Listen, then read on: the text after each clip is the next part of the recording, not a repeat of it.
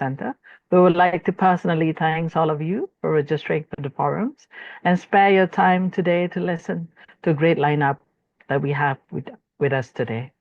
As such, I would like to, like other seminar, a standard webinar procedure, I would like to remind all of you a few items to ensure our sessions a success. First, your video and microphone will be muted all the time. Only a video of the panelists, the moderators, and the MC will be displayed throughout the sessions. And our sessions will be start now and hopefully end by 4:50 p.m. And in case you have a questions, please share it at the chat box. And as we have limited time, so make sure you put on your question earlier, because we're going to do selected questions by the audience and will be asked by the to the panelists. To all, in case you have a bad connections at your end, do not panic. You may enter the sessions again by clicking the provided link. And if your link continues to fail, you may proceed to watch the sessions via Lestari's Facebook, and you will be able to view the live telecast. And know that we will also upload the recording sessions the soonest on the website. So I hope that that's going to give us better session for today. So let's start. Good morning to those. I know there's somebody from as far as Brazil with us. So good morning to all of you. Good afternoon and good evening, everyone. The Honorable Professor Dr. Gochuta, Director of Institute for Environment and Development, Lestari UKM. Mr. Matniza Abdul Rahman, the Chairman of Technical Group of Geoheritage and Geopark and the Institute of Geology in Malaysia and Chairman of Geological Heritage Group of Malaysia. Our esteemed panelists, Professor Dr. Rajib Shaw, Graduate School of Media and Governance in Keio University, Japan. Mr. Irshad Mubarak, the Datai Langkawi, Ambassador of Langkawi UNESCO Global Geopark Malaysia. Mr. Yunus Kusub Mabarata, Geopark National Committee of Indonesia. And Mr. Celas Samuel dos Santos Costa, from a geologist from Cerrado Geopark Team, Brazil. And our moderator, Associate Professor Dr. Sharina Abdul Halim, Deputy Director of Lestari UKM. And all honorable guests, participants from across Asia Pacific regions, as well as America Latins, also Africa, who join us this afternoon. Ladies and gentlemen. My name is Tanut Unja. I'm your MC. I'm also a senior lecturer at Institute for Environment and Development, known as Lestari UKM, and also the head of Geology and Landscape Heritage at Geopark Research Center. So we know that UNESCO Global Geopark features a team who are celebrating Earth heritage, sustaining local communities. This team carried a significant meanings that community within Geopark are seen as stewards of the environment, possess deep knowledge of the land, and play a critical role in protecting natural and cultural heritage. It's also shown a connection that is essential to ensuring the sustainable tourism flourish, as the preservations of geological, biodiversity, and local culture hinge on the participation of this community. Without their involvement, the global push for sustainable tourism, particularly in the Geopark, risks falling short. So today, we will discuss in depth on the practices, approaches through the experience of community and also researcher within the Geopark, or also a governance of the country, either they're from a researcher, naturalist, and geoscientist from 4 countries in Asia Pacific and America Latin. To further discuss this topic, let me introduce our moderator today's forums, Associate Professor Dr. Sharina Halim. Associate Professor Dr. Sharina Halim is an environmental sociologist, is a senior lecturer at Institute for Environment and Development, or Lestari UKM. She's currently the Deputy Director and the Social Sustainability and Head Program of Cultural Heritage for Geopark Research Center. Her research interests include islands and indigenous community, sustainable livelihood, tourism development, so fit with our topic today, and heritage and conservation. She actively involved as part of scientific and technical team for Langkawi UNESCO Global Geopark, as well as Gomba Ulu Langat Geopark. and she's also a member of the National Geopark Implementation Committee in Malaysia. She is part of the editorial board of SHIMA, the International Journal of Research into Island Culture, and also now assigned as one of Intergovernmental Panels for Climate Change, IPCC, lead author for Chapter 5 on Special 1.5 Degree Report in 2017 to 18, and Chapter 10 Asia and Cross Chapter 7 Tropical Forests for Working Group 2 contribution to IPCC 6 Assessment Report AR6WG2 2019 and 2021. And Dr. Sharina also involved in the upcoming report as well. So, Dr. Sharina, I pass the screen to you. Bismillahirrahmanirrahim. Thank you very much, Associate Professor Dr. Tanot, Chair of our Geoheritage and Geopark Virtual Forum. So, Alhamdulillah, good afternoon, everyone, and also perhaps good morning to dear Mr. Silas, all the way from Zarido UNESCO Global Geopark. Thank you very much. And also to Bapak Yunus. Thank you so much for being with us today. And also Mr. Irshad Mubarak. Thank you so much for being with us. This is our 9th Geoheritage and Geopark Virtual Forum. So we are very blessed today to have our very distinguished panelists to share on this very topic that is very close to our heart, which is safeguarding nature, empowering communities, building sustainable tourism via the UNESCO or via the Geopark model. So today we are going to have a conversation with our panelists. And before I begin, let me just touch a little bit upon the theme or the topic of our panel today, which is on how do we ensure that we are able to build sustainable communities, particularly now that we are all facing the impact of climatic challenges. And how do community builds resilience using their local and indigenous knowledge in order to sustain their environment and livelihood. So it is very important for us to question this and discuss today with our distinguished panelists on how, from your experiences, how do you empower communities and how do nations build resilient tourism model in particular using the Geopark approach that not only promotes economic growth but also safeguards our ecosystem for our future generation. So my apologies. We also would like to introduce another panelist that is not able to be with us today, Professor Dr. Rajit Shaw, who's from the Graduate School of Media and Governance in Keio University, Japan. However, I think it is only apt for us to give the opportunity for Professor Rajit Shaw, who has kindly shared with us his video recording. And I think it is very important to listen to Professor Rajit Shaw's thoughts on the topic of our discussion today, because he will be able to give the bigger or the scene setting to what we mean when we say safeguarding nature and empowering communities. Particularly so as we speak today, as you all are aware that the COP29 is currently on the way in Baku, Azerbaijan. And what we have today in our Geoheritage and Geopark Virtual Forum is also aligning to the theme of COP29, which is investing in a livable planet for all. And also just past, which is the World Urban Forum, which is, if I'm not mistaken, the 12th in Egypt.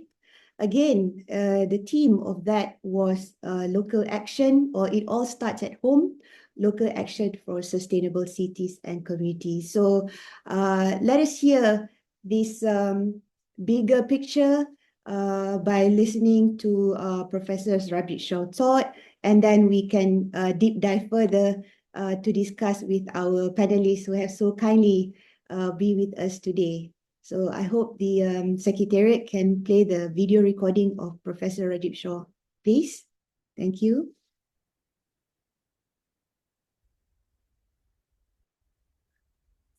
Hello, my name is Rajiv Shaw from Keio University. Thank you very much for inviting me to this very important event on sustaining nature, empowering communities, building sustainable tourism via global geoparks model. Um, Today, I would like to focus a little bit more on how the local communities can contribute to the disaster risk reduction, geopark conservation, and sustainable tourism. But before I go into the actual context, let me focus on these interlinkages of all different global frameworks. As all of us know that in 2015, we had Sustainable Development Goal. We had Paris Agreement on climate change, and also we had disaster risk reduction, which is the Sendai framework for disaster risk reduction. Uh, we did some analysis of what are the interconnectedness of these three frameworks, and we found the word called local has been extensively used in all the different frameworks. Usually, this term local has been used in terms of local communities, local culture, local knowledge, traditional practices, then local governance, local adaptation, and so on. So, my main learning from this particular analysis was that in spite of all these global frameworks, actual implementation remains at the local level. So, localization plays a very, very important role for implementing any global frameworks.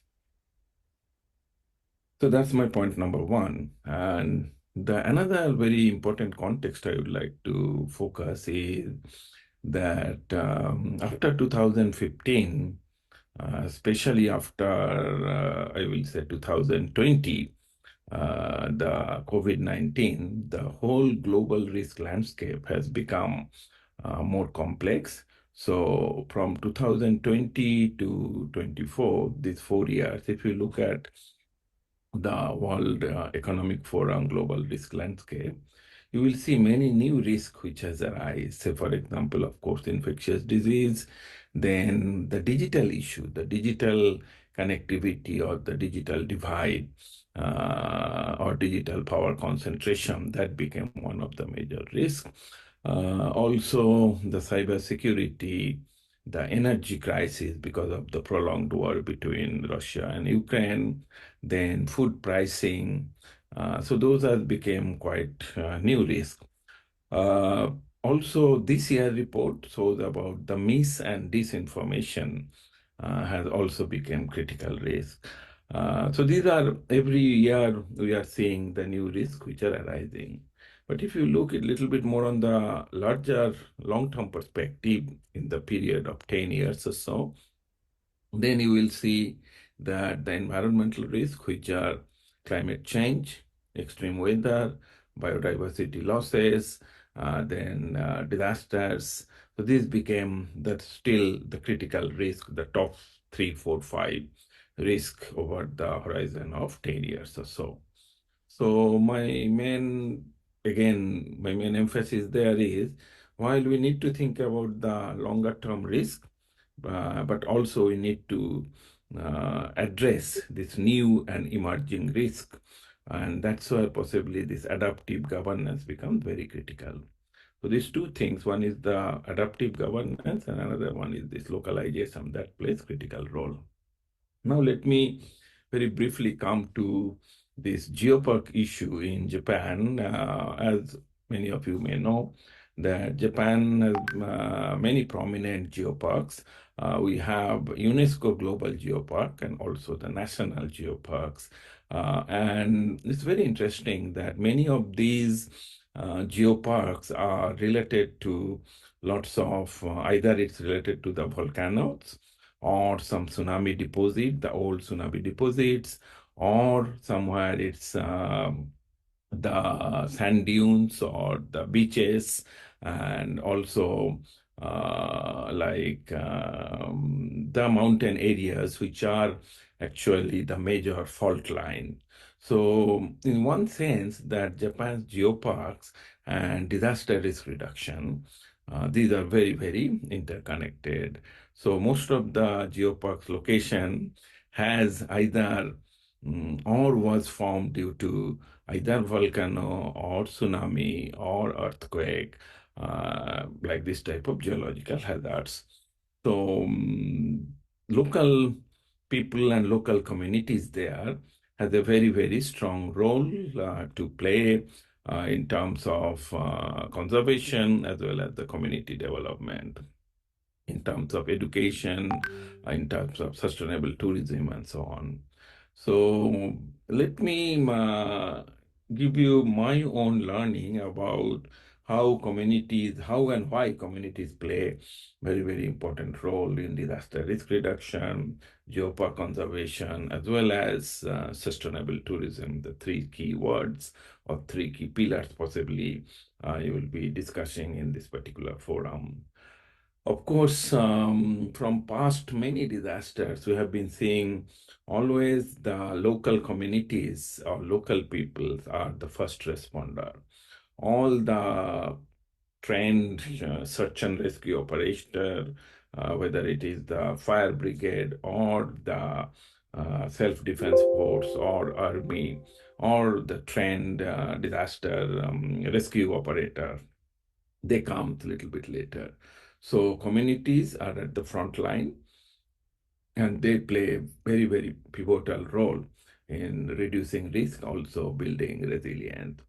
And their local knowledge, traditional practices, still extremely, extremely important in spite of lots of advancement in the science and technology. So when you talk about the preparedness and awareness, I think organizing grassroots trainings, the drills at the community level, community-led early warning systems becomes very, very important.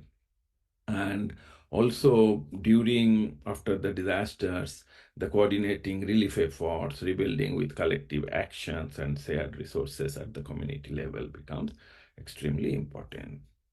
Now, when it comes to the geopark conservation, I think again communities are essential for preserving geoparks, which are the areas of geological, ecological, and cultural significance. And I think the communities can provide lots of stewardship as the guardian of the geological and the cultural heritage, and to ensure that these are not overexploited. And that is actually related to the sustainable practices. Again, the sustainable practices goes back to many traditional methods, traditional knowledge, traditional ways of lifestyle, and possibly linking these or integrating these with the modern conservation strategies. I think that blending of the traditional practice and the modern conservation strategies, I think that's very, very important. And of course, we need more outreach, awareness among different types of visitors for the importance of the geopark and need of the conservation.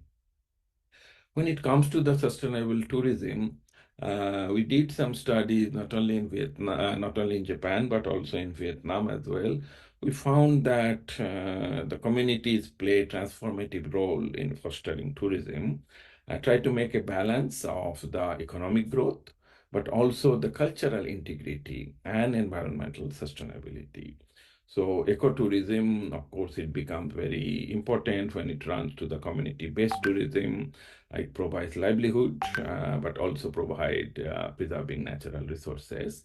The cultural prevention or cultural preservation becomes also very, very important. That how we preserve the local tradition, culture, craft, cuisine, and so on. And also, I think responsible tourism practices when with outsider visit some places, I think with proper guidelines, monitoring, I think that's a very, very important. So essentially, this combination, like the communities are always the central of achieving the disaster resilience, conserving geoparks, as well as promoting sustainable tourism. And I think their local expertise, collective action, then stewardship that ensure that these goals are pursued in an inclusive, practical, and enduring manner. Empowering communities with resources, education, and decision-making authority, it also strengthens their role as custodian of nature and protectors of their heritage. So I wish every success to this very important meeting. And I'm very sorry that I cannot join online because of the conflict of time, like some other appointment. But I hope that these points are useful to bring forward the discussion further. Thank you very much.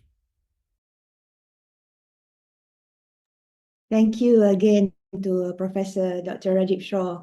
So, ladies and gentlemen, so we see that Professor Rajib Shaw has already opened our discussion. It's more of a like conversational style with Bapak Yunus and Mr. Silas as well as Mr. Irshad Mubarak.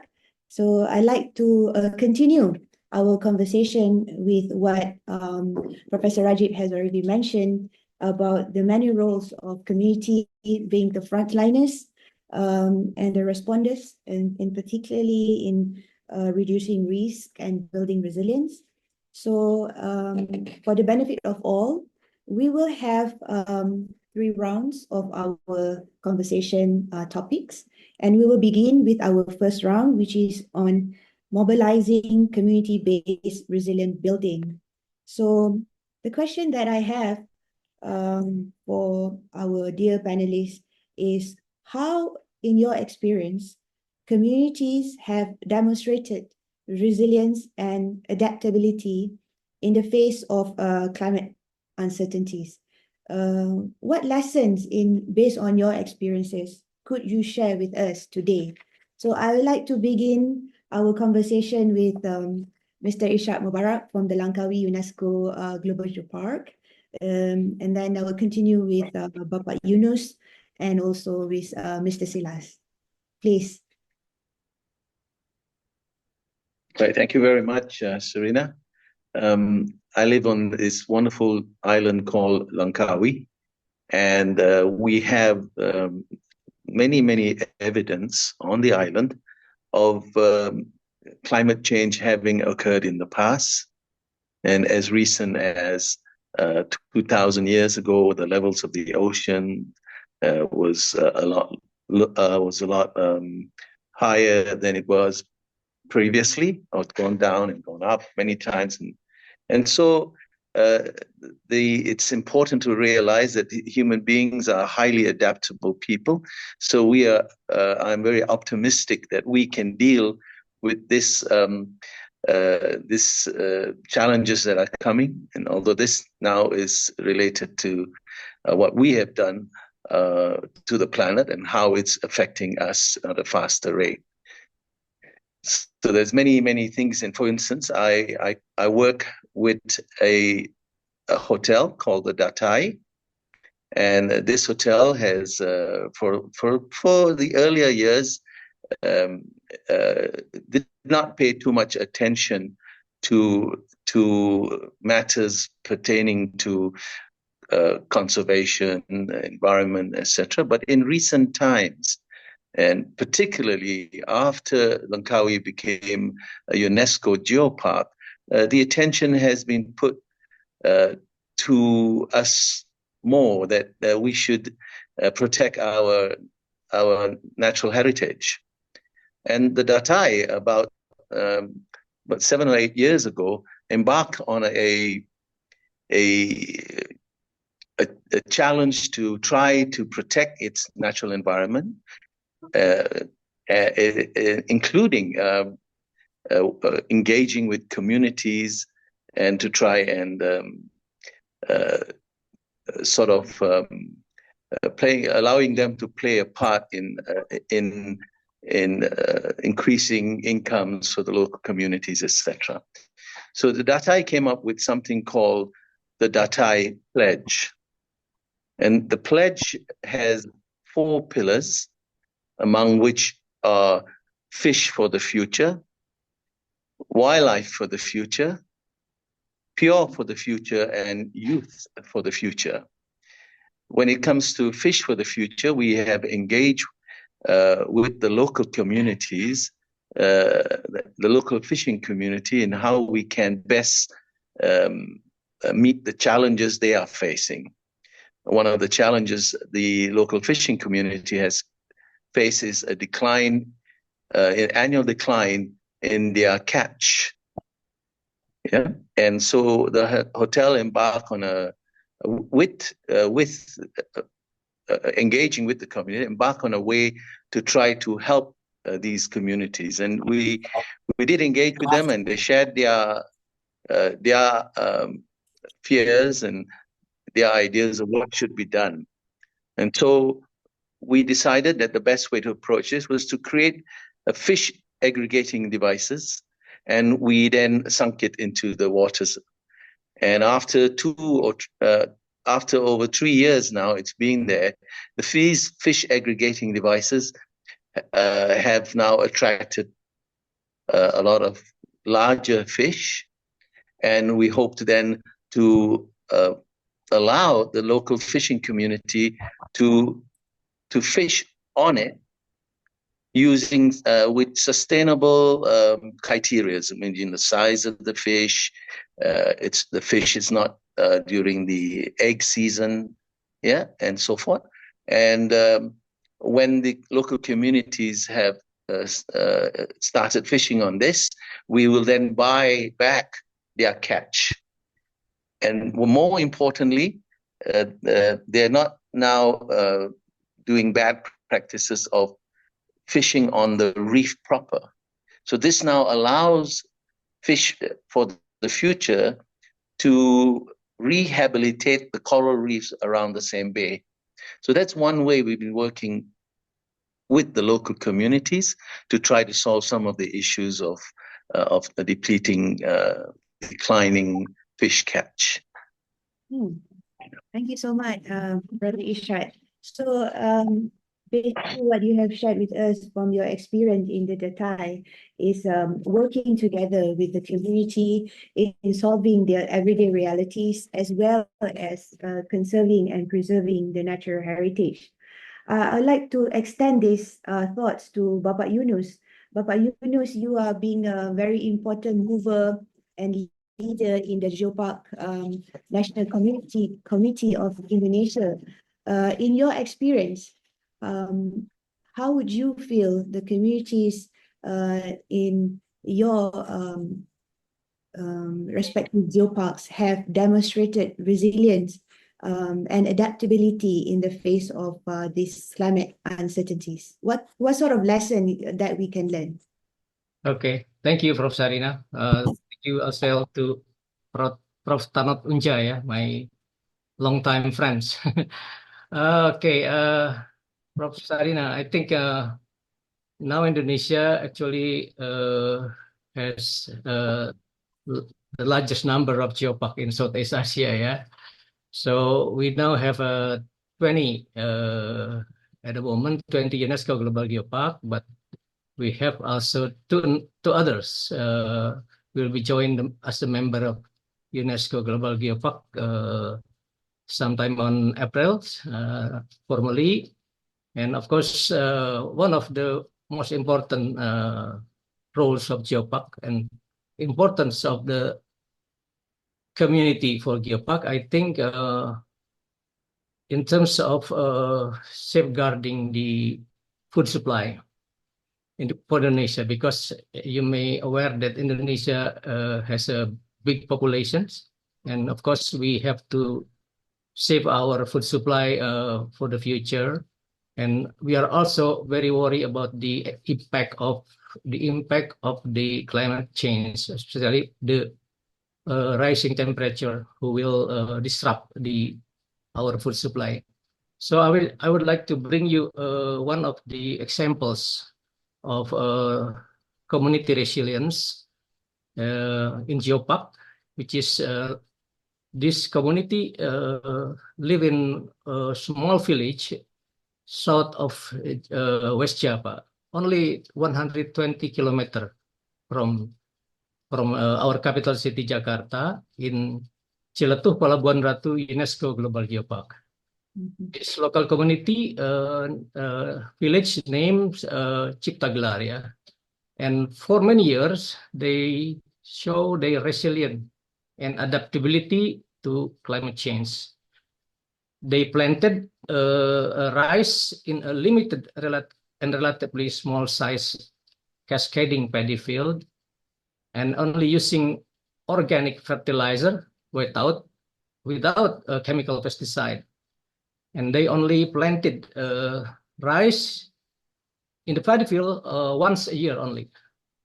But astonishingly, its production was high enough, around 8 tons per hectare, compared to the regular cultivating paddy rice field in other areas, probably around 3 tons per hectare. But the production from the small land sufficient for all years. Therefore, they have some resiliency in terms of food. So when we see what they are doing, actually, they only plant their planting cycle actually only took they took 6 months from starting from planting the paddy fields up to the harvesting. They use 6 months compared to 3 months of the ordinary ones. So principally, their agricultural localism is to keep ecosystem in balance, starting with the selection of superior rice pristine seeds, and also they preparing fertile land traditionally with their own traditional equipment, and which only the land only being only used only once a year, and also they use watering from spring water with, of course, good quality, contaminant-free water, and also they only use organic fertilizer produced integratedly from their livestock, and use naturally rice pest destroyer. They don't use a pesticide, but they instead they use the natural beetles, bird, etc. And by doing so, they have been there for many years without any problem for their rice sufficient for the rice need for supporting them for many years.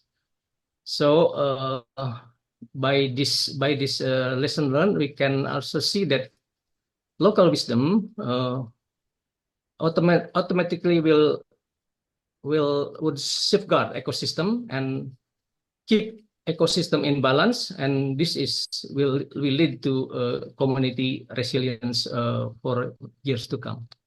That's actually my experience in. Thank you, Bapak Yunus. I really like that. Local wisdom safeguards the ecosystem and keep the ecosystem in balance, and ultimately building the community resilience. Following through this, it seems that your emphasis has also been on food security, just like Brother Irshad also say about the fish for the future. And I would like to now seek Silas. Mr. Silas, how about you in the Cerrido UNESCO Global Geopark? The last time that we spoke, you did mention about the situation that you face in your geopark in regards to the drought. So how, in your experience, that if you could share with us the community building the resilience and their adaptability to the climate uncertainties? Dear Sharina and everyone, thank you so much for the invitation. So good morning from Seridó, directly from Brazil, the other side of the planet. So it's a pleasure to be here. And the geoparks, the concept of geoparks are really a need concept for develop the protection of our nature. So the central axis of the geoparks concept involving the protection of geological heritage. That's the central, let's see, the central bond, the central issue from every geopark. Without the geological heritage, we cannot engage and empower the communities. So the geological heritage is the special part of the Earth history memory of each territory. So in Cerridor Geopark, for example, uh, we have Neoproterozoic and we have Cambrian registers of stratigraphy wherein we have mineralizations of scheelite, we have precious gemstone mineralizations, we have also Cenozoic volcanic resistance, the most recent volcanic resistance of the South America platform. So we start the empowering the communities from the geological heritage. For example, in Indonesia, we have the Belitung Geopark. That's one of the famous geoparks of Indonesia. And we have, for example, registers from meteorite impacts in Malaysia, in the Langkawi, for example, we have the registers of the Paleozoic stratigraphy, and we have precious trilobites fossils registers. So we start empowering the community in the geoparks territories from the geology. That's the idea of the UNESCO Global Geoparks. We start empowering the community from the geological heritage of a territory. It's impossible to start this strategy in a geopark without having an important feature that Earth is revealing your precious face, your historic precious face in the territory. So we start from this point. So in the Cerridor, for example, we have these mining communities that are very associated to the geological heritage. For example, the communities, the mining communities that are miners, and the villagers linked to the shellite exploration. At the same time, we have this the largest deposit of shellite in the South America, and we have all the geological heritage linked to this feature. So empowering communities in the geoparks, we have to start to communicate people about the geological heritage. This is the first step. The first step is communicate the communities about geological heritage. After that, people will understand the need to be connected with the nature. They will understand the feeling of awareness. Awareness is an important word in the geoparks territory. Without this word, this term awareness, in identification with the territory, people cannot engage with the environmental cause. So this term that is awareness and the identification, these two terms are very important to mobilize community uh, to be resilient to the facing to the climatic changes. So geological heritage first, and then mapping all these geological heritage. We call this stage inventory. Inventory is the first step of geopark starting, and then engaging community with these inventories. These inventories will provide the geological sites, that is all areas of geological heritage and geodiversity, and then community will start to work with these geological sites, these outcrops, these rocks dispositions, natural geological features, and then we start to introduce the geotourism. Geotourism is the tourism, a kind of tourism that the community is using your local culture, heritage, and your local practice to present to the tourists, not only to the tourists, but also to the local community, why and what and how this territory called Geopark is so important. So the geotourism is the tool that the community use the geological heritage to generate income. So through the third step, through the income, the community, you start to generate a mechanism to empower themselves. So first pillar, geological heritage. The second pillar, the geotourism. And the third pillar, that is the income generation. So we have the income generation through conservation of geological heritage, and then promoting geotourism, that is a kind of sustainable tourism in the geoparks. And then we have the income generation for the communities. And then the communities in the geoparks will start to have this perspective. Oh, we are generating income. That is amazing. So we are starting to be strange.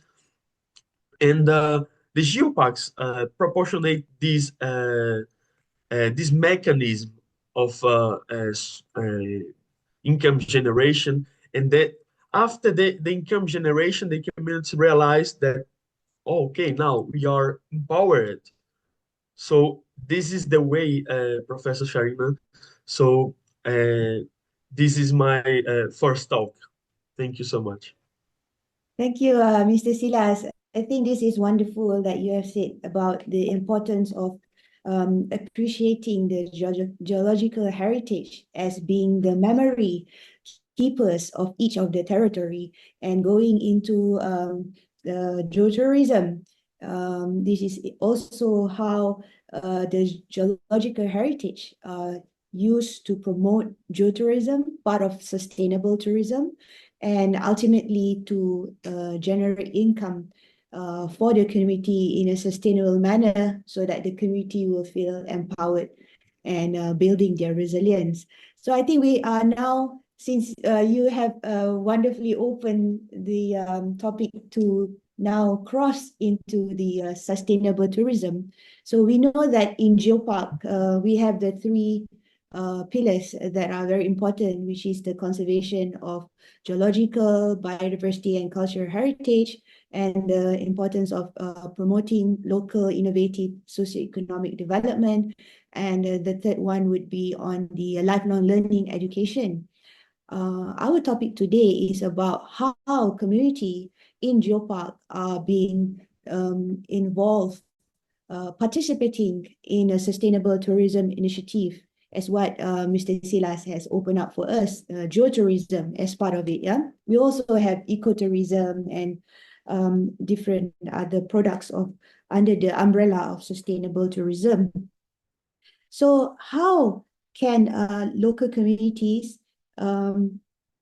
be the drivers for these sustainable tourism initiatives, and at the same time be the main beneficiaries of the sustainable tourism initiatives that are taking place in the Geopark territory? So perhaps I'll begin first with Bapak Yunus, and go back to Mr. Silas and to Mr. Irshad.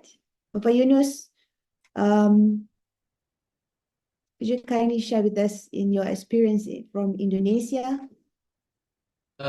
Sorry, I just only catch small part because I did something. It's okay. We were Okay. talking about So what is actually the questions? how do we ensure that in Geopark promote geotourism as part of sustainable tourism, right? and also different types of other tourism. But most importantly, in those tourism initiatives, how do we make sure that communities are the main drivers and the main beneficiaries for this sustainable tourism initiative in your respective geopark in Indonesia? Okay, actually, Indonesia have got their own models for developing geoparks, including geotourism. So, first of all, of course, in Indonesia, we have to create strong regulations, to be able to run geopark and geoheritage well. And of course, at the moment, I have to be really frank and honest to all of you that in Indonesia, this local and central government were still a major driver for developing sustainable tourism, especially for economic growth, while at the same time also support conservation of nature and also cultural heritage. However, the role of local communities is starting to take part in several tourist destinations through geotourism and ecotourism activities. Let me show you some example from Bali. Actually, Bali is one of the most popular tourist destination in Indonesia. Then in Bali, I think they already implement the geotourism and also based on mostly nature and culture, because they use the three principle of Balinese people. The first is how to, we call it the Trihita Karana, yeah, Trihita Karana. First is the how to maintain their relationship between us people with God Almighty. Secondly, we have to have some also a good relationship between we with the nature, with the land, with the water, with the everything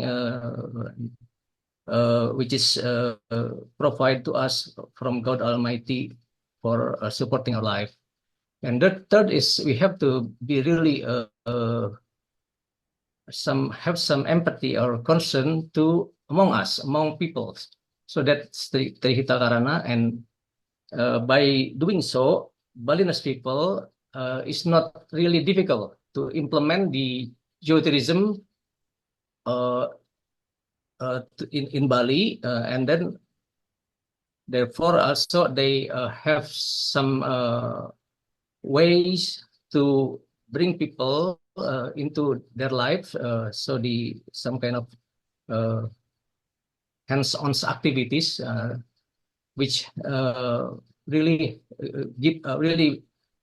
provide satisfaction for the people who come to Bali. However, the problem is we have a potential challenge in balancing priorities of geotourism because of in Bali is over exploitation, yeah, of natural resources which harm local environment, that then also have a prolonged impact to the communities. So we have some different ways to implement geotourism in many parts of Indonesia, all depending on the condition of the area. So for those who not really develop like a Bali, we have to start from the beginning. So we have to have some, of course, what we call we have to have some kind of capacity building first, and then after that we encourage people to engage within the small scale activities to raise the awareness, and then after that, step by step, they have to be really to be really follow the guidance from the government through the guidelines, something like that. Yes, thank you, Baba. So what you're saying that how communities can be the drivers as well as the beneficiary of geotourism activities in the experience of Indonesia, particularly from Bali, is the concept of Trihita Karana. I think this is very in line to what you said earlier about the experience of local wisdom in Ciletu, right? So the connection, although the initiative, as you mentioned, to be fair, is still being top down in terms of the geotourism activities. However, the participation of the community are very much in touch with the local wisdom and the culture of the respective geopark. So this is also depending upon what you say, we need to build the capacity of the communities as well, yeah?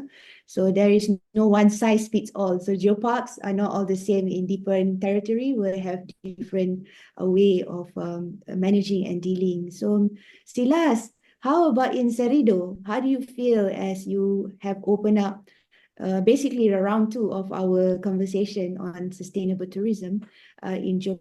You mentioned about geotourism, but you did explain about the importance of understanding the geological heritage first for the communities to benefit from this. So do you have any more sharings that you would like to extend on how communities are being in front to manage this sustainable tourism that you called geotourism earlier? Of course, dear Professor Sharina. So, the Geopark strategy should start from the education. So, the education is the main pillar of introduce to the general community the ways that the geotourism could work. So, in the Cerridor Geopark, we have a strong educational program called Five Sense of a Geopark, Five Sense of a Territory. So this project is basically uh, a way to explain to the community how the geopark works.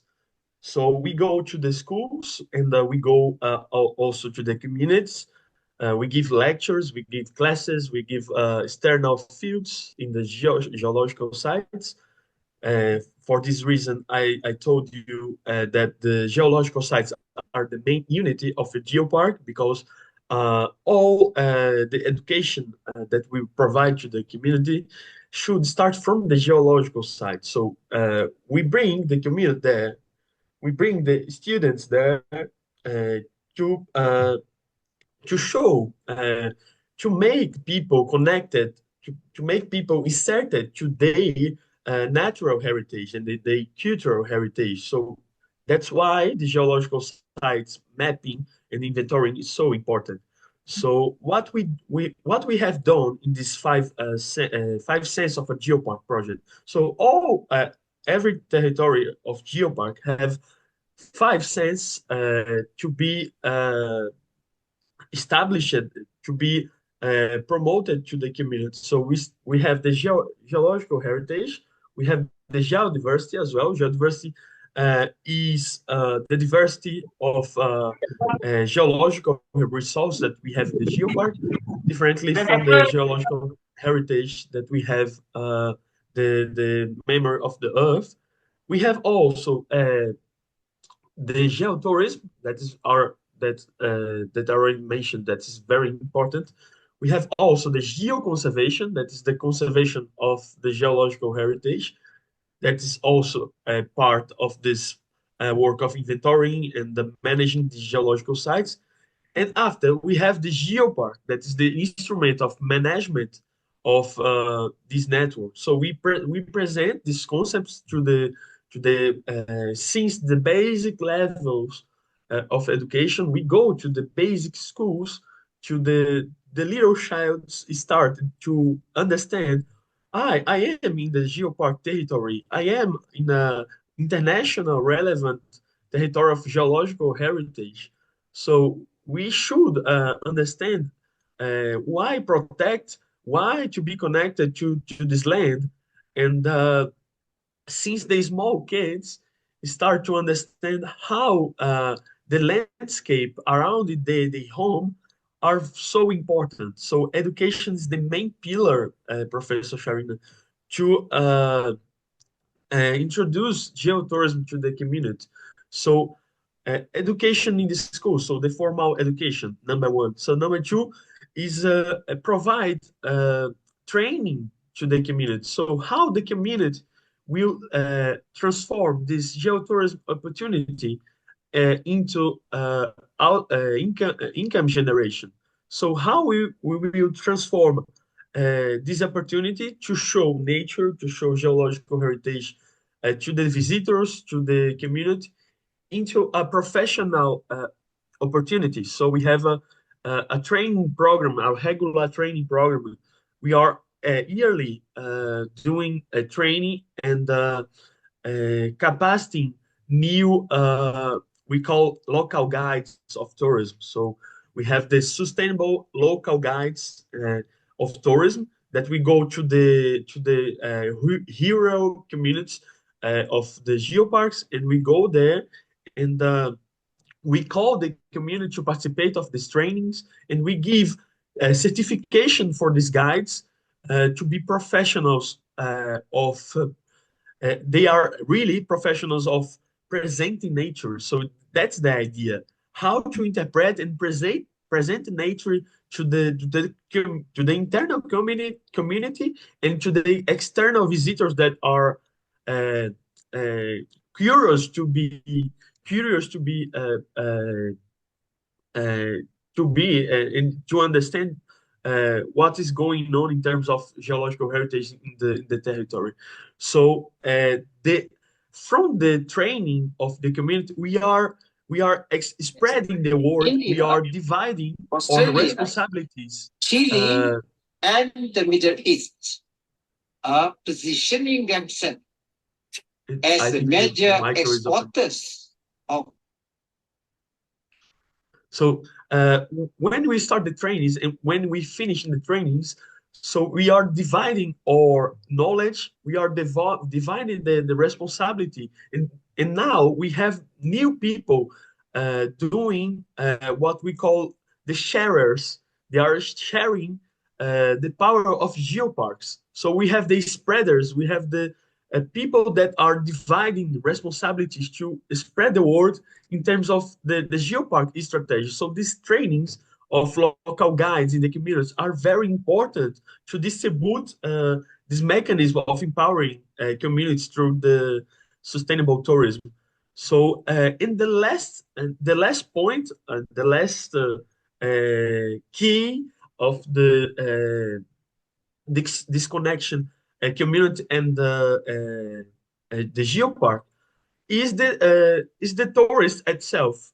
So the tourists are the final consumers, let's say, the final consumers of this knowledge that is generated into the geopark.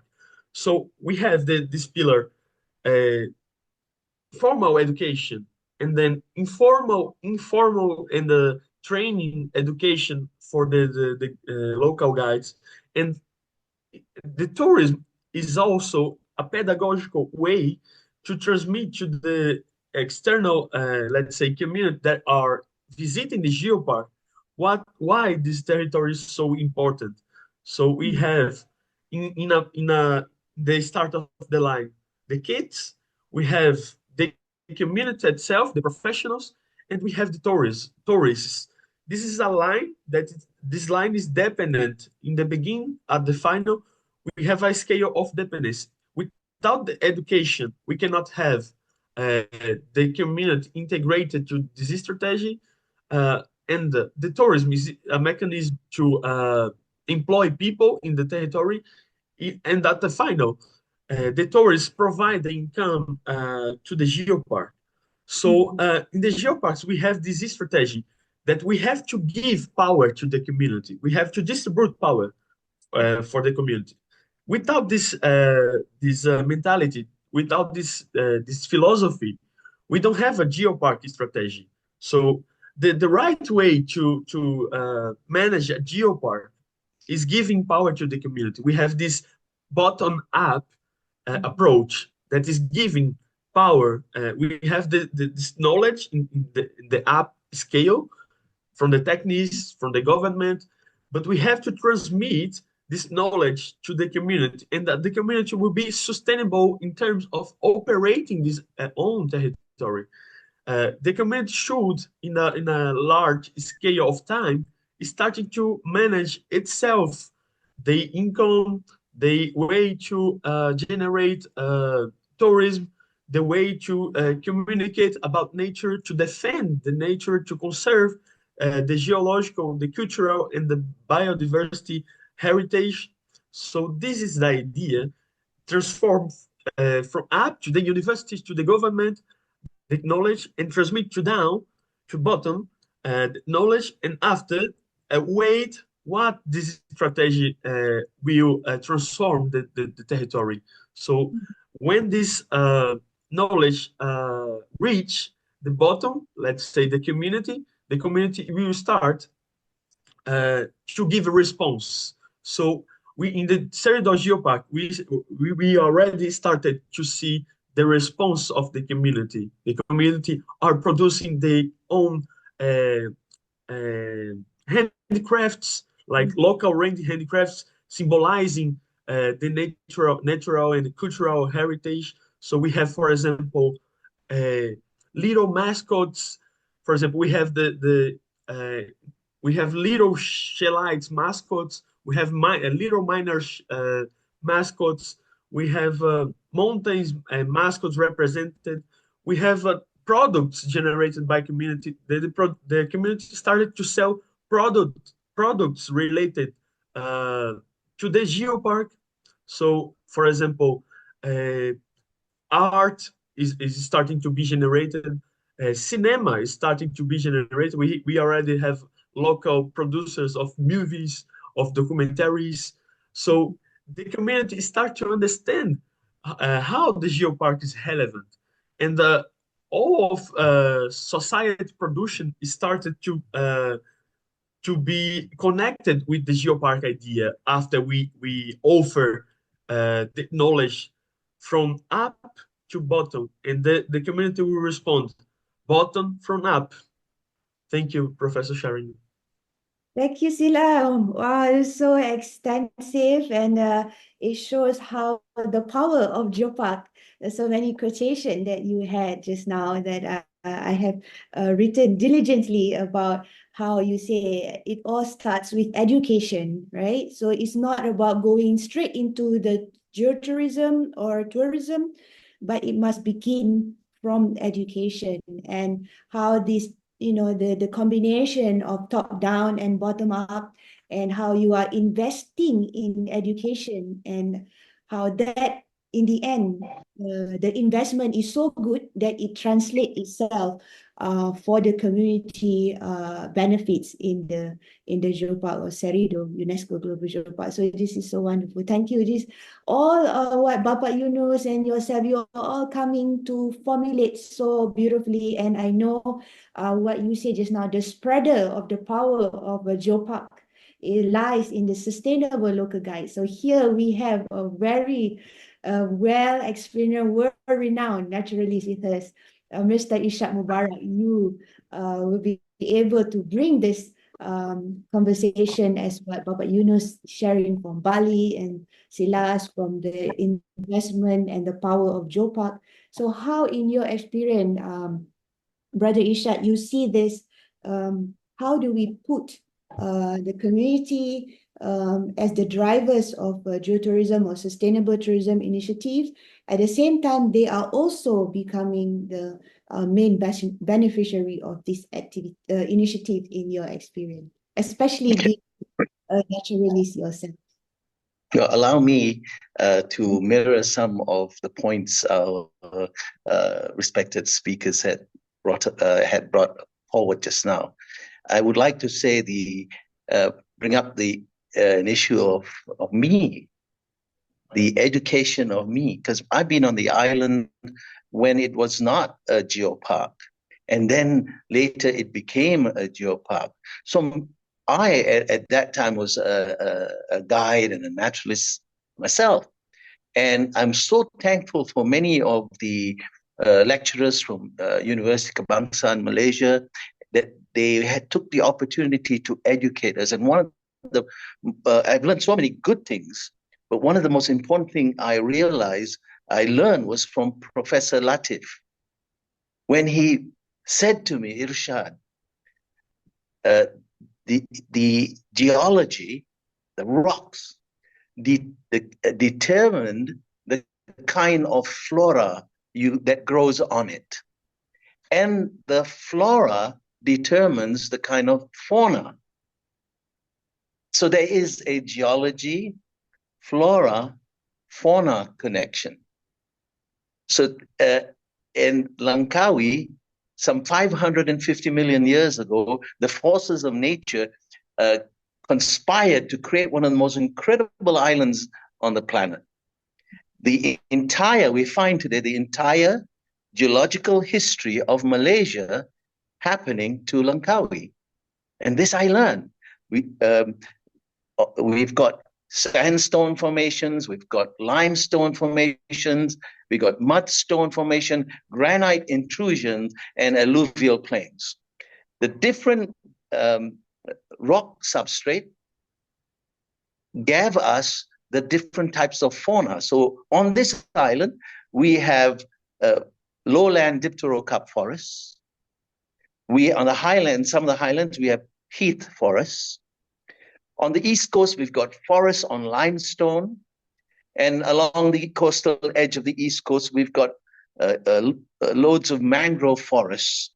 But I also want to add on, there are also man-made ecosystems where man had participated in changing some of the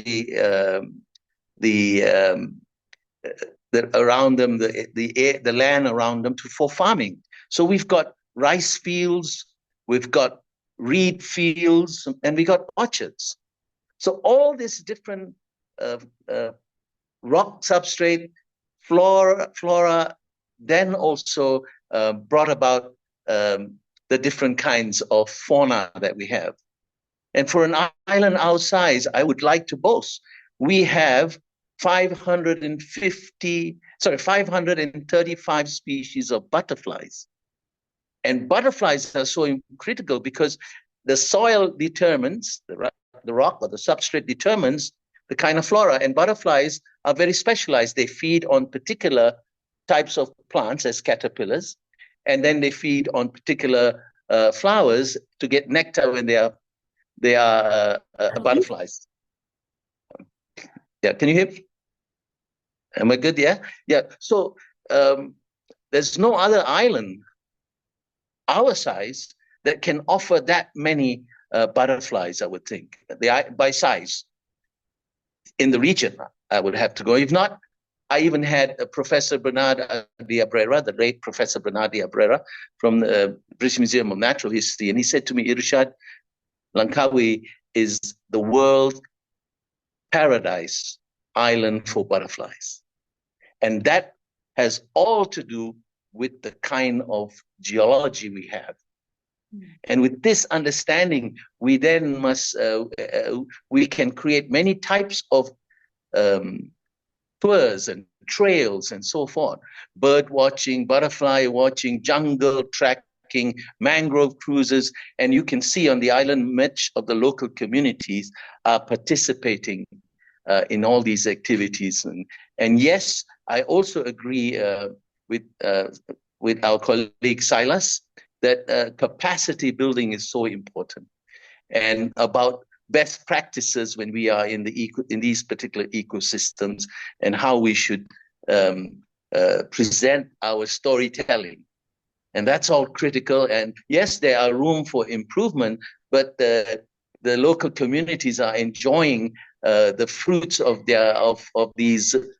nature, the fruits of the geology now, because it's really beautiful, and the tourists that come and visit us are truly blown away by the beauty of the island and the knowledge that we share with them. And one particular thing I would like to add is also the Datai being a member of the community. One most amazing thing, they have gone forward as well, realizing how important the natural environment is for their customers, their clients, their visitors, their tourists. They have gone forward to ensure that their practices are in keeping with sustainable measures. For example, one example is that we do not have single-use plastics. Yeah, this is called Pure for the Future. That's the pillar. Now, we don't use single-use plastics. There's no waste to landfill anymore. We've managed to do that. There are upcycling activities that are happening in the island with our products, and we share it with the communities nearby who are recycling candles for us, what candles we use. So we are engaging with the local community and sharing the cake, so to speak. But ourselves, the Datai, is pursuing to make sure that its practices are sustainable. And I'm quite happy to say we've got awards for that. And it's very important. I always tell the management that you can save your bay, but saving your bay does not save the ocean.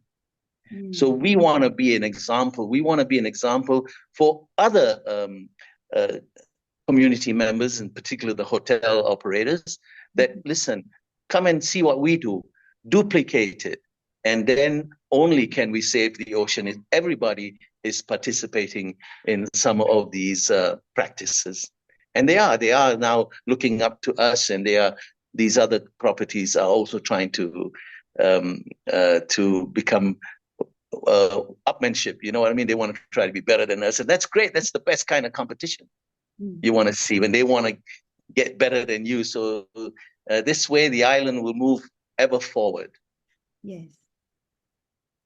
Yes, you have really hit what do you call it, the point so precisely as how we look at communities, right? So like communities is not just being part of the local communities, but the communities of the hotel operators, and showing good leadership and example by walking the talk, in providing some example that can be adapted and adopted by others, based on their needs and capacity that they have. And you also concur with what Silas and Bapak Yunus say just now. It also goes back to building the capacities of the communities that we need in order for us to have sustainable tourism or sustainability per se, in this context, in island of Langkawi. So we see all the beautiful sharings, but we also know, as what Bapak Yunus said just now, there are also the challenges when we try to promote sustainable tourism in the context of our geopark, because we see that can generate income, can strengthen livelihoods of the communities, but also we see that it has some potential challenges in balancing our priorities. So we want development, but we also need to have this conservation of natural and cultural heritage. Maybe Brother Ishak, you can go first by sharing with us, how do you see this act of balancing development and conservation are actually being manifested in the context of the geopark, and what you have shared just now is from the data experience, and it clearly shows that it takes a lot of effort, right, to actually strike this balance of having the economic growth whilst at the same time ensuring the conservation of the geological, the biodiversity, as well as the cultural heritage resources. So could you share with us some of these potential challenges, and perhaps not just maybe sharing the challenges, but what are the ways that we can go about it in facing these challenges? Indeed, there are still much room for improvement, and there are many, many challenges that we face. I think one of the most important challenges is to how do we balance income, the race for money, for income, and how do we conserve the very thing we want people to see. So there are challenges and how we can balance that. And I think this is such it's a very important. For example, some of the there are just a handful or more than a handful now of people doing best practices when they visit the mangroves. There's no speeding, there's no animal feeding, there's no bird feeding. So these are best practices that we hope that other operators would adopt. Yes, there are challenges because, again, it's the balance of trying to make money and how do we protect the very environment that we are getting the money from. So this, I say, is a very important part that needs to be played by local government as well. So as you know, in Langkawi, we have the Langkawi Development Authority. There's the Forestry Department. There's Wildlife Department. And we should look at trying to legislate, if possible, best practices. But more importantly is, I've tried, there is no silver bullet to solve this problem, So the best way, I think, that we can solve the problem of getting more people into best practices is speaking to the very people that come to the geoparks. These visitors that come to the geoparks, they need to be educated about how one should behave in these parks when they are there. How they should not take boats that are going too fast, that the waves are then eroding the sandbanks and causing mangrove trees, etc., to fall over, which then affects the fishermen's catch, etc. So if we can educate the tourists before they arrive to the island, then they would then choose the best operators. And this, in turn, would help encourage the naughty ones, so to speak, to say, hey, why are these people going to this guy? And they realize that, because he's doing it the right way, And so I believe local government plays an important part, but more importantly is our tourists when they come here, that they will choose to participate and choose operators that run these tours and all that under very strict best practices. Yes, you definitely have given us the solution in facing our challenges. But of course, to be fair, there is no silver bullet, right? It's all something that we need to discuss and share further, especially on the best practices. And it again boils back to education. As what Silas was saying just now, it goes back to education. And I wonder if this is also something that Bapak Yunus, just now you already mentioned to us some of the challenges faced. How do you see this, the race for economic growth, as Brother Irshad mentioned just now? We cannot deny this, right? Because we need to do this for the sustainable livelihoods. But how we face this challenge in trying to conserve as well, especially our heritage resources, while we ensure economic sustainability for our geopark communities? What are the main challenges you have mentioned, but perhaps you want to elaborate a little bit more? And more importantly is what are the kind of solution that you would like to give to us, please? Okay, thank you, Sharina. I think so many information has given by previous speaker actually. So in Indonesia actually the successful geopark or also successful geotourism activities in geopark should capable of inviting community engagement on geotourism and also geopark program. And by doing so, I think we hope that we can give an improvement of local people welfare through the creative economy. Also, our mission is to improve people awareness and collective action, to safeguarding environment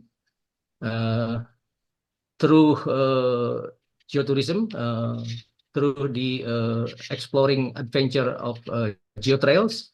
And of course, because we have a lot of themes of our geopark, so every geopark has to have trails with specific theme, and this will create a new tourism icon based on actually high quality interpretation of geopark attraction. And of course, we would like to have some increasing and repetitive tourist visitation. So to do so, actually, we have to start with the interpretation of the geosite or a geotourism object, which is interconnected by geotrails. So for these reasons, we have to have some close relationship with universities or particular association who deal with certain kind of information on the geotrail. So usually we have information from the Association of Geologists and also the some information from biological scientists from university and also the cultural heritage expert from many institutions. But we have to blend it together because we are not only talking about geology, right? And then that kind of trail have to be interconnected, in some kind of storytelling. This is the problem of International Geopark, because we would like to actually deliver the high quality information based on interpretation from the expert into the popular science narration, something like that, or storytelling. So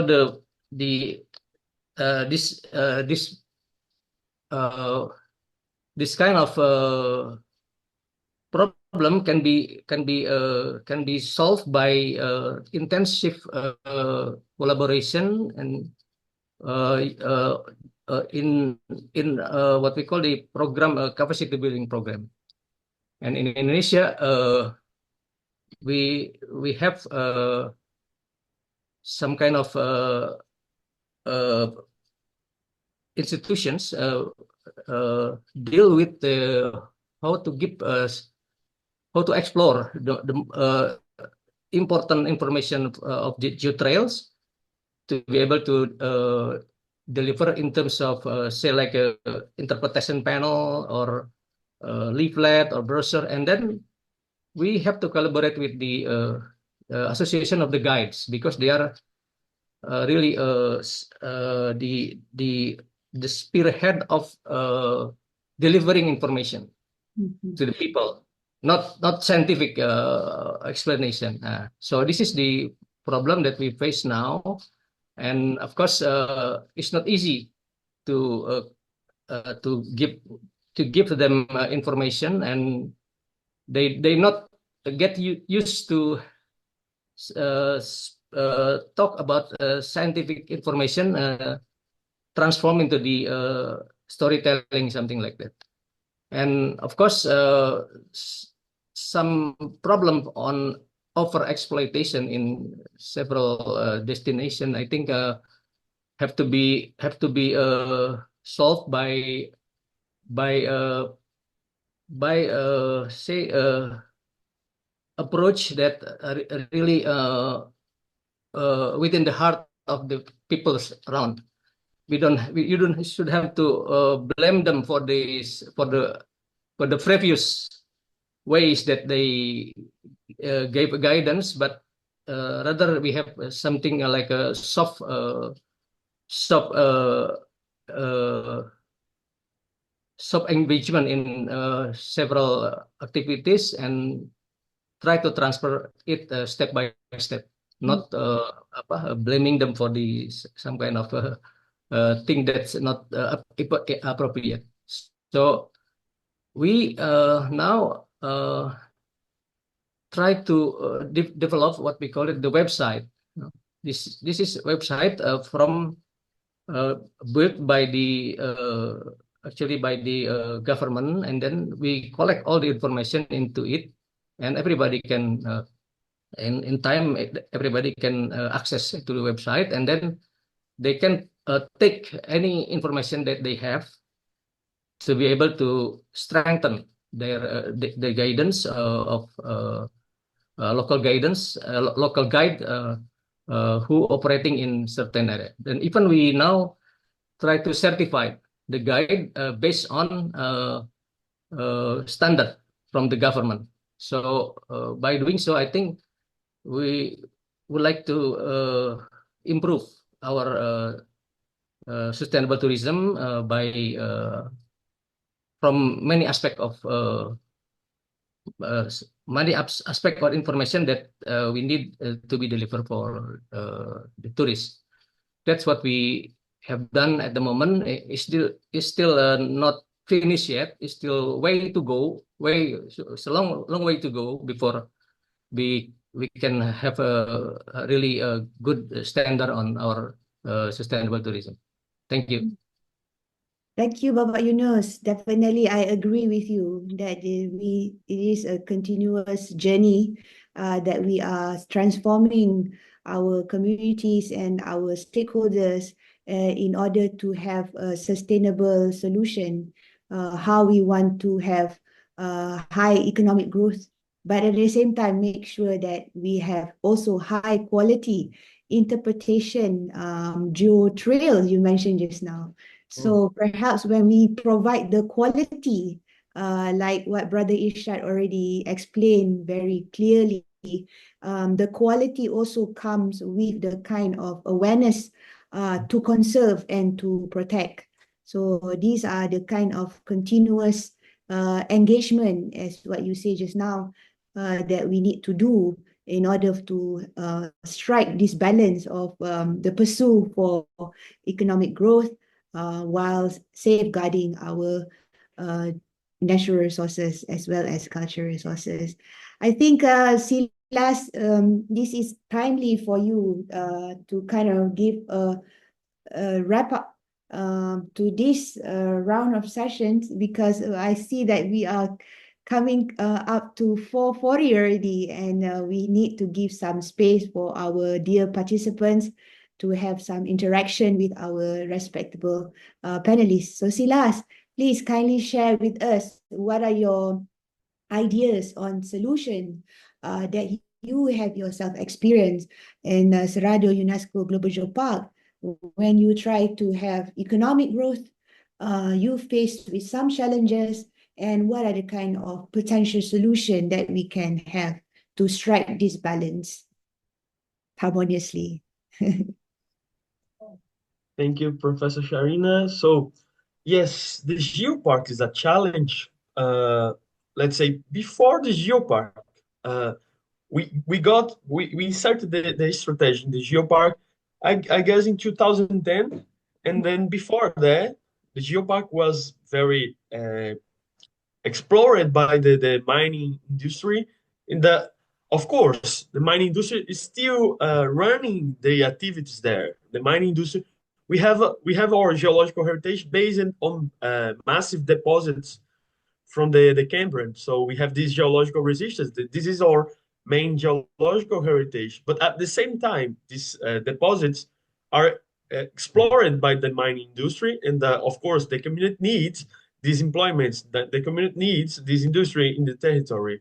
So this is a challenge lead with a so degradable activity that's mining. So mining is very impacting. Everyone is here or attendees knows that reality. So mining is a very challenging hole in our territories, but the geopark is not let's say protect area. It's not a way to ban economic activities. It's not the idea of the geopark to go there and say no, mining companies go outside of territory. You're not welcome. That's not the idea. The idea of the geopark is educate the stakeholders, including the industry stakeholders, to show up uh, an opportunity to compensate better the environment, how to compensate better your impacts, how mining industry can offer, can pay for the ecosystem service that are lost, how the mining companies will compensate the community investing on tourism. So this is our whole. The geopark should include it, educate the stakeholders of industry to provide these opportunities. So what we have done is go to directly to these stakeholders and present these opportunities. So for example, we have now events, we have now touristic infrastructure. We have now marketing. We have now marketing fairs being founded by the mining companies. That's amazing because the mining company started to understand the importance of this geological heritage in the territory, the importance of nature. We have a very particular biome as the professor of Langaku say, the biodiversity depends on the geodiversity. So we have in the Cerridor a kind of savanna that is particular of Brazil. We have just in our territory, we have this biome that's a kind of South America savanna that's occurring in this very same arid climate. But this vegetation, this biome, is very dependent on geodiversity. So the industry started to understand the importance to invest on geology, to invest on geological conservation as well. That's amazing. And recently, we have this new idea coming up of energetic transition. Probably the other territories are facing that trend. That's, for example, wind powers farms, solar powers farms are starting to enter in our territories. They are more sustainable sources of energy, but they don't are perfect. They are not perfect. They are generating impact as well. We have this problem coming up to the territory. Mainly the wind farms are generating a lot of impact on our territories, and the geopark were established before the wind power industry entering the territory, and that they know that we have now already the brand, and the first thing that they asked for the environmental agencies, we have to compensate the UNESCO Global Geopark Cerridor, and they contact us to see some measures, what we have to do to compensate our environmental losses in the territory. So they are currently paying for educational programs. Our current educational program is being financed by this these energy industries that are entering the territory.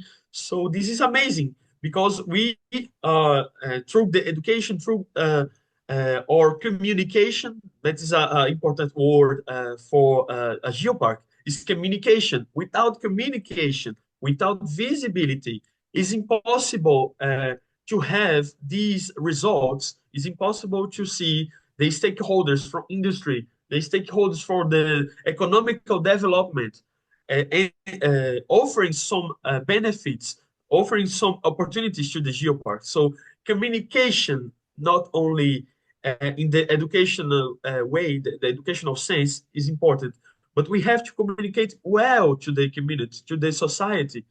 What we are offering, what we are showing up for the society. What about our websites? What we are offering your websites? What were about our social media? What about our YouTube channels? So this kind of communications about Geopark, the Geopark concepts, the Geopark opportunities through environmental compensations are very important to obtain funding, to obtain resources to develop the community. So, for example, these environmental compensations that for example, the geopark, we are a kind of consortium. We are not some geoparks are associations, some geoparks are part of the government, but we are a kind of consortium of the municipalities. It's a kind of joint, let's say, group of the municipalities that is managed by the public governance, is receiving this funding, and that we are contracting, for example, specialized companies on environmental education to offer course of tourism training, for example, conservation management to the locals. So we are giving back the investment of the industry to the community. The geopark is a mechanism to receive investments and giving back to the community. This is the idea. So we have to keep in mind that sustainable tourism is not only about the environmental protection. This is very important, of course, but we have to remember that the economic issues in our territories are very important as well. People are in need of resources. And we have also another axis that is very important in the sustainability concept, that is the social. So without the social, let's say, the social responsibility, the social solidarity, we cannot reach the sustainability. So sustainable tourism should be worried, should be concerned about these three axes. So the geopark should be concerned about these three axes. That's why we need people, we need staff, we need a body, a technical multidisciplinary body to work with the community. We need people to lead with people.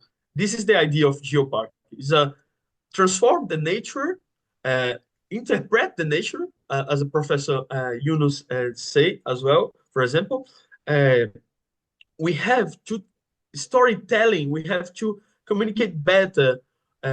What is our nature?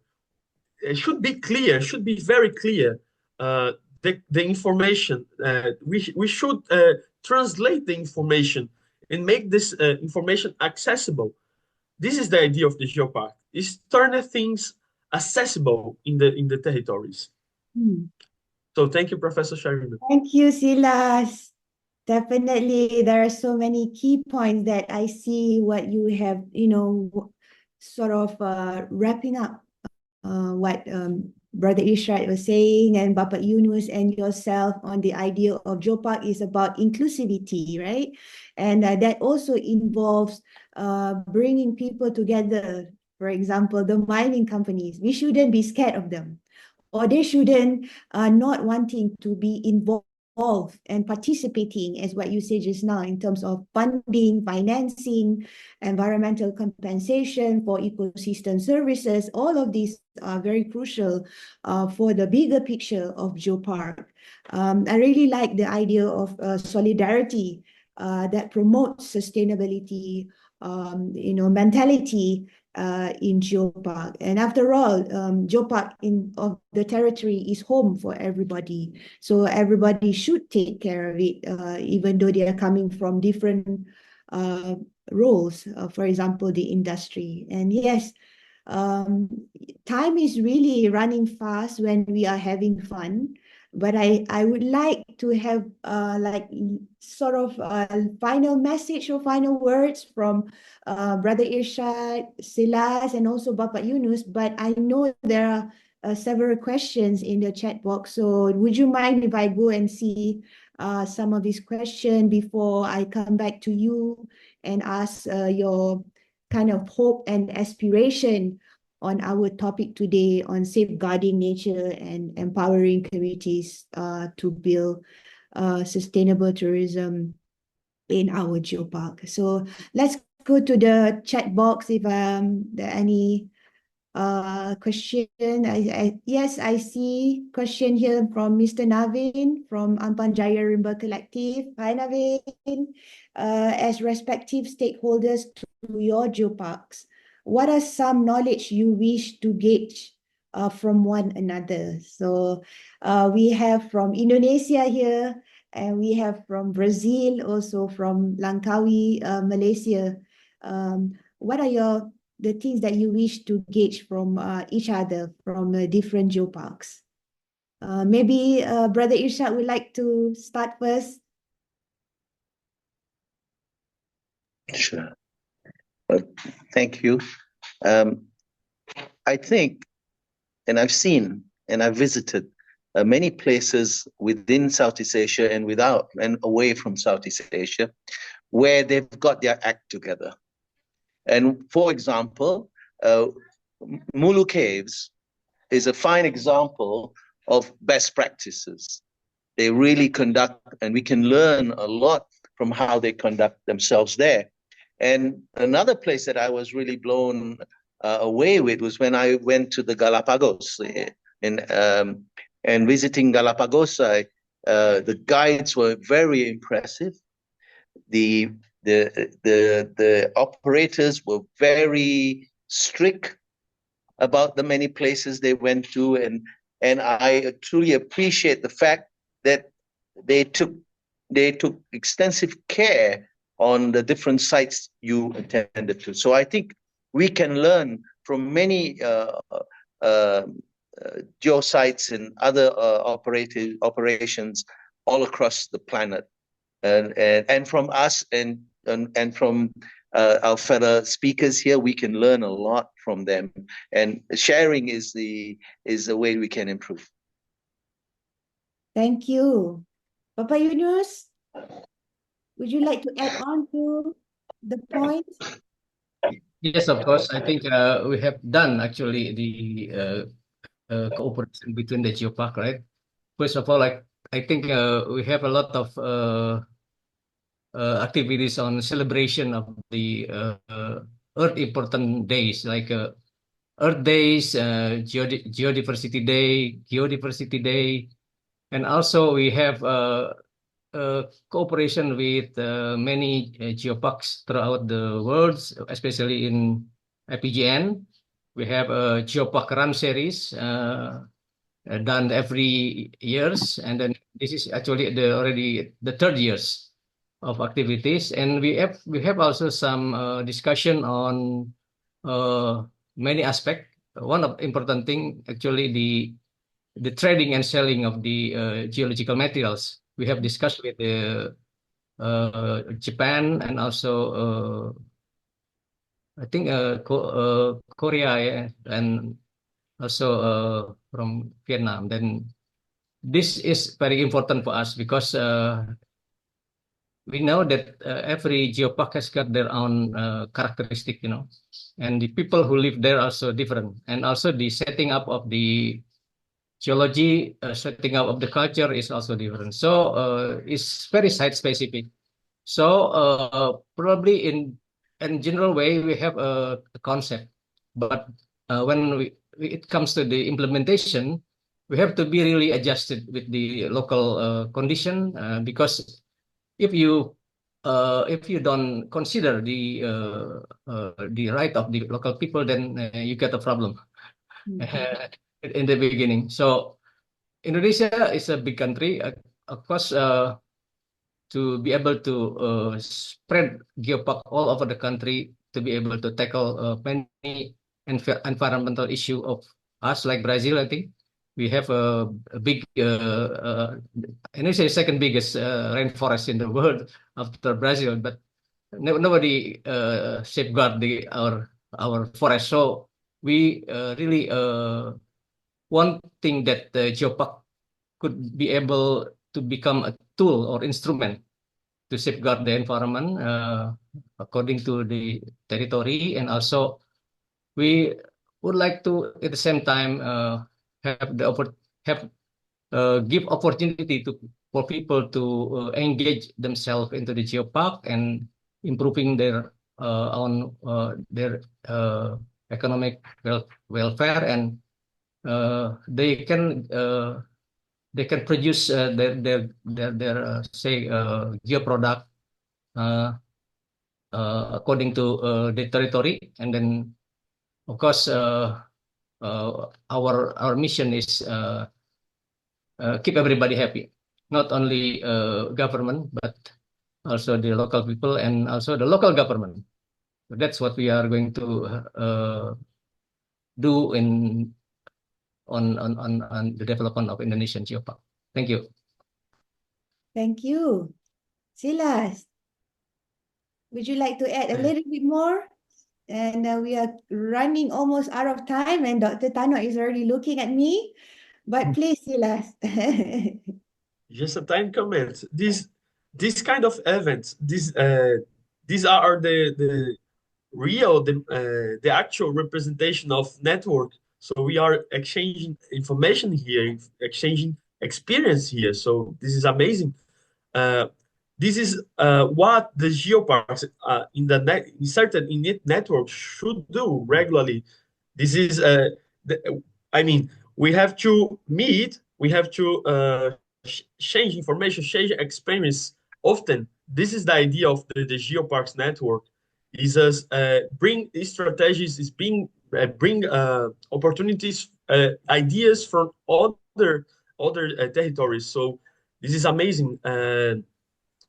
What more I can add to this question? What we have to copy in terms of good practices from another territories. For example, there are a lot of practice. I know that a lot of geoparks are still already communicating very well through social networks, social media, through websites. Another geoparks are better in produce local products, developing better artisans.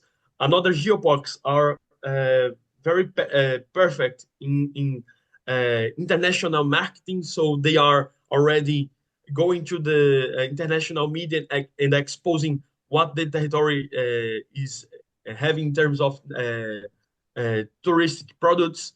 So we have a lot of success cases of the geoparks networks that we should copy. But this kind of experience that we talk to the people and we talk through different territories are absolutely amazing. So thank you, Professor Sharina. Thank you so much, Silas. And if you see in the chat box, there's Miss Farida Khalid says about her 1 cent suggestion on legislation, acts, enforcement awareness, educate, training, business model should be in place.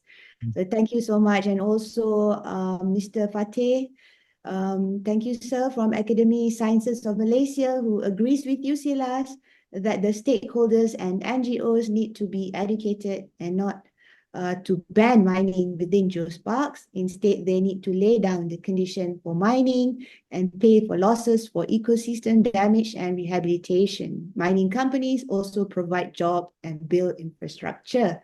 And one more from Li Xiang, who mentioned about you mentioned about the environmental compensation and geological conservation, which are two things that stakeholders should take into account. And thank you to Bapak Yunus for your information on Geopark's characteristic with different community residents and some of the Geopark site for providing the local products made by local people. And final goal is keeping everyone happy. So I know that my role as a moderator already almost close to exceeding time. Thank you again to Bapak Yunus, Mr. Yeah, thank Irshad you, Sarina. Mubarak, and Mr. Silas for your wonderful sharings.